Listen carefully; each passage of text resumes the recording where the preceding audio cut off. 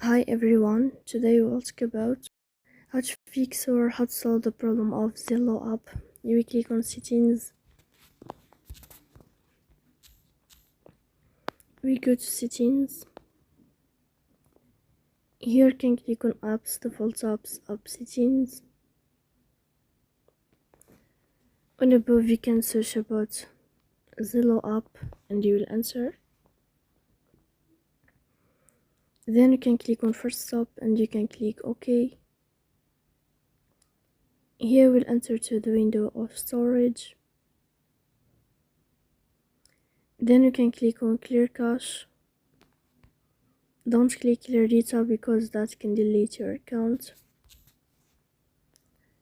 In the end, you can turn off your phone and you can turn on your phone again. So please don't forget to support us by like and subscribe. See you next time.